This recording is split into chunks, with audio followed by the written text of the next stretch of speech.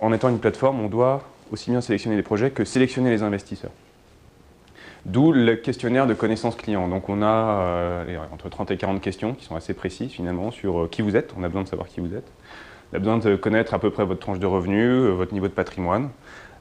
Tout ça pour pouvoir finalement vous catégoriser. On va vous demander votre situation familiale, situation professionnelle, votre niveau de revenu, votre patrimoine, votre expérience en matière d'investissement. Et ces premiers critères vont pouvoir nous permettre de faire un premier tri. On peut refuser les profils. Et on peut se dire, finalement, l'étudiant qui a 3 enfants à charge et qui ne gagne pas beaucoup d'argent, ne va peut-être pas le laisser investir sur des produits un peu risqués comme on propose. On a les clients refusés, les investisseurs dits retail, donc les investisseurs classiques qui ont une situation stable, gagnent un peu d'argent, un peu de patrimoine.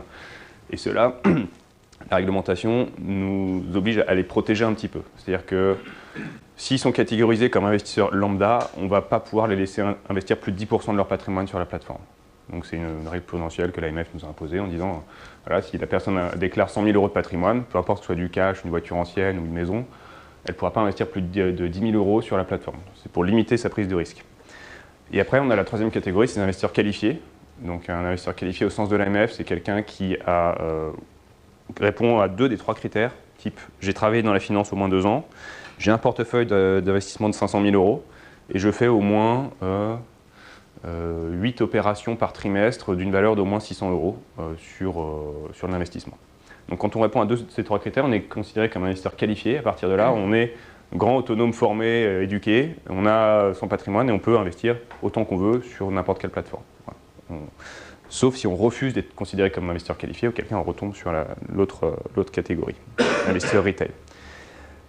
En dernier lieu, dans l'inscription, on vous demande qu'est-ce que vous voulez faire de votre argent, quels sont vos objectifs d'investissement, est-ce que vous voulez préparer votre retraite, est-ce que vous voulez compléter vos revenus, est-ce que vous voulez diversifier vos investissements, quelle est votre maturité, est-ce que vous voulez investir moins de 3 ans, plus de 3 ans, est-ce que vous voulez prendre des risques ou pas.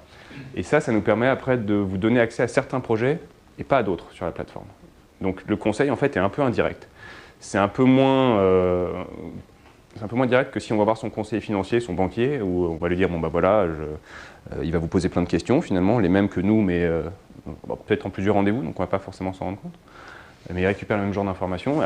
Après, faites un bilan et il va vous proposer des projets. Là, c'est pareil. Il ne suffit pas de donner son adresse email pour accéder au projet et choisir.